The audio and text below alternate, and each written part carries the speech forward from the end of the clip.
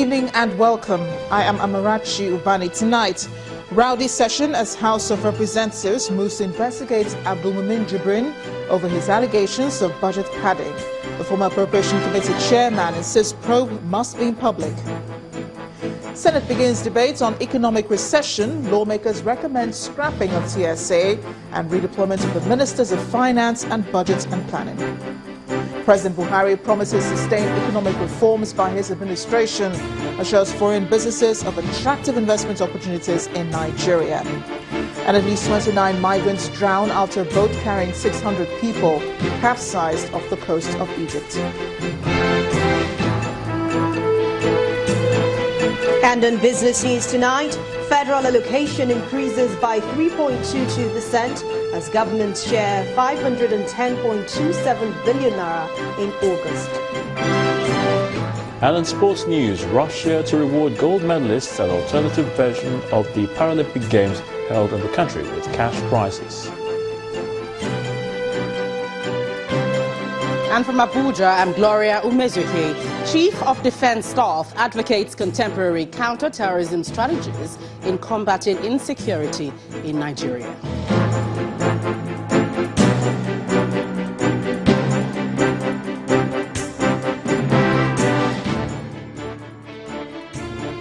We begin tonight in the nation's capital, Abuja, where there has been a rowdy session in the House of Representatives over a motion demanding the investigation of the Speaker, Yakubu Dogara, for alleged budget padding.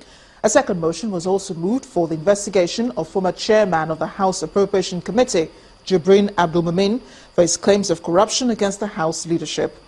After deliberations, the House, in a unanimous decision, mandated the Ethics Committee to commence immediate investigation of Honorable Jibrin over alleged misconduct. This is a reception that welcomes lawmakers, staff and visitors at the entrance of the National Assembly. Protesters carrying banners, singing and dancing. The spokesman says they're here over the allegations of budget padding in the House of Representatives. We came to speak on this matter. The whole world will know where we are standing, that we are against this, what Jibrin is doing, which is aimed at destroying the integrity of the parliament. But not minding the part that we are saying that the preparation process must be strengthened and opened up and made more transparent. In the chamber, lawmakers are getting set for plenary. The allegations also form a major focus for the Speaker as he welcomes his colleagues back from recess.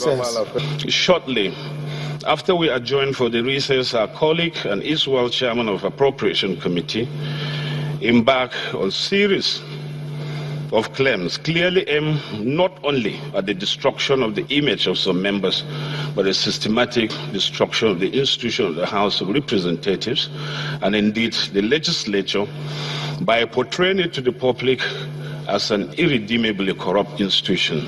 We therefore not be distracted by any insidious antics, however well orchestrated, or falsehood, however cleverly propagated to confuse Nigerians. We remain accountable to Nigerians for our conduct as public servants. He then moves to other legislative business, and it appears the matter has been laid to rest. But then a point of order is raised. This was, however, interrupted by shouts from some lawmakers. Despite the disruption, the motion was put forward. Honorable Jibrin embarked on a campaign of calumny and denigration by making false and scandalous statements and publication in print, electronic media against all members of the House of Representatives collectively and the House of Representatives. Order, please. Mr. Speaker, my dear colleagues, the House resolves to refer the above matter and Honorable Jibrin to the Committee on Ethics and Privileges for proper investigation. The committee shall report its findings and make appropriate recommendations to the House within 1 week. Those in favor of the motion say aye. Those against it say nay. The ayes have it.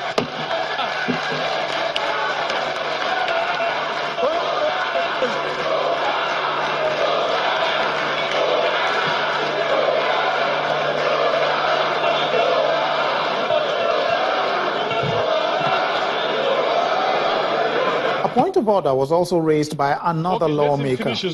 My motion is that the four of you should step down. All of us. How about you? Pending all of us, we set up an independent body. If you talk about accusations against 4 principal officers, thank God you even said including you. So if the rule is that we should all resign, I will wait as the speaker to receive your resignation first as a member. Then I now transmit it and resign. Yes, it's as simple as that. Honorable Aliu Madaki, you are hereby ruled out of order. Some lawmakers then moved around the chamber, handing out scarves with support for Dogara written on them. This makes it clear that the House has rejected calls for this matter to be handled by an independent external body. The report of the House Committee on Ethics, which is expected in the next 1 week, will indicate if this matter will finally be resolved to the satisfaction of Nigerians. Lanre Lasese, Channels Television News. Meanwhile, Honorable Jibrin says he will only appear before the Ethics and Privileges Committee of the House of Representatives if the hearing is made public. Honorable Jibrin notes that he attended the sitting of the House today and carefully observed proceedings. He said, rather than open up the matter for discussion in view of the public interest it has generated and allow me to brief my colleagues, Mr. Speaker deployed some legislative tricks and theatrics to save the day. Many members of the House, including myself, completely disagree with this approach because it will mean that the Speaker is superintending over his investigation, and that clearly makes him a judge in his own case. Jibrin also claims that the grand plan is to dilute the ongoing external investigation by the police and the EFCC by using the Ethics Committee to secure a soft landing. He says the allegations he raised are specifically against the quartet, including the Speaker, Yakubu Dogara, Deputy Speaker Yusuf Lasung, House Whip Al-Hassan Dogua, and Minority Leader Leo Ogo. The lawmakers in Nigeria's upper legislative chamber have been deliberating on ways towards getting the nation's economy out of recession. At today's plenary, some of the senators recommended the replacement of the Minister of Finance and her counterpart in the Ministry of Budget and National Planning, as well as the scrapping of the Treasury single account by the President, among other suggestions. According to the Deputy Senate President, Ike Ekweremadu, the performance of the Ministers of Finance and Budget and National Planning has not been impressive. Our correspondent, Linda Kigbe, reports. The Senate President makes his way into the Senate chamber. Lawmakers are set to begin the much-awaited debate on the economic crisis in the country. The country is going through a recession, and Nigerians are feeling the brunt of high cost of goods and services, mass sack of workers, and the depreciating value of the naira. The Deputy Senate President is not satisfied with the performance of 2 key ministers in solving the economic challenges in the country. Udo Udoma is my friend, an accomplished lawyer for that matter. But in fairness to him, I believe he can do better in another ministry, especially like trade and investment, certainly not budget and planning. The Minister for Finance can do much better in another ministry. At this critical time, we need somebody who is more experienced to man the Ministry of Finance so that he can be able to coordinate the strategies for this recovery from this strategy. For some lawmakers, measures to tackle the recession would involve government increasing spending, a ban on imports on several food items, as well as the scrapping of the Treasury single account TSA. Total ban and of importation of the following items: the semi-milled and wholly milled rice, frozen mackerel and all kinds of frozen or stocked fish, all forms of clothing, textiles, materials and shoes. I think that moments like these will normally require that government increases spending. And I think that as a people, as a government, we need to look at the delicate mix between having to cut interest rate and then try to control inflation. We must go back to the issue of this TSA because immediately funds were withdrawn out from the banks started collapsing and we started losing jobs. The Senate President, in his welcome address to lawmakers on Tuesday, recommended that government should sell some of its assets to shore up reserves. But some lawmakers call for caution. If you want to dispose of your oil assets at this time, when the price of oil has crashed, precisely how much are you going to realize? We are making a mistake here. Lawmakers are also asking the federal government to work with states and local governments to boost agriculture, assist microfinance banks, and also avoid policy somersaults. From the National Assembly, Linda Akibe, Channels Television News. Staying with the economy, the president has assured potential investors that Nigeria will soon become one of the most attractive places to invest as his administration continues its economic reforms. President Muhammadu Buhari said this today while speaking to political and business leaders from the United States, Africa, and other regions of the world at the second United States-Africa Business Forum in New York. In addition, President Buhari announced the commencement of the U.S.-Nigeria Commercial and Investment Dialogue with focus on agriculture, digital economy, investment, and regulatory reforms.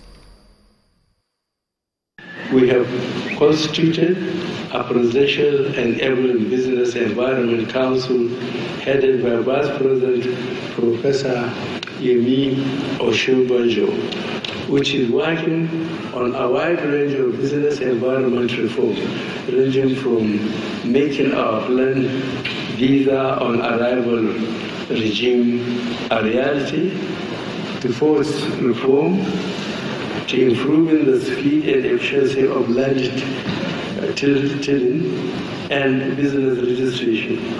We aspire to make Nigeria one of the most attractive places to do business.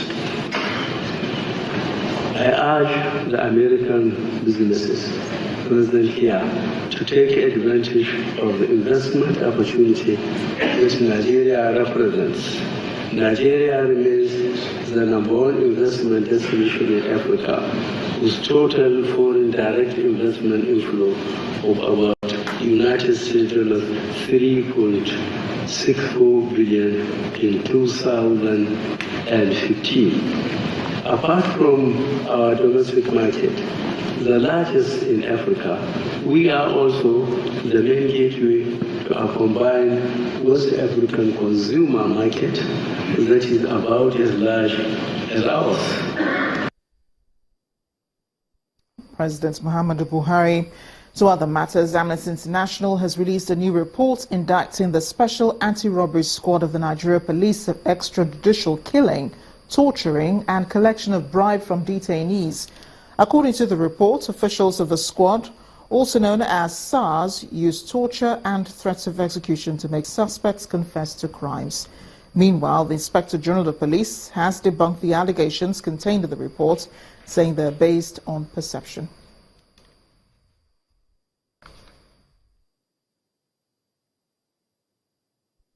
In part two, after the break, Lagos State government moves to rid riverine communities of criminals. Please join us again. Inhuman treatment.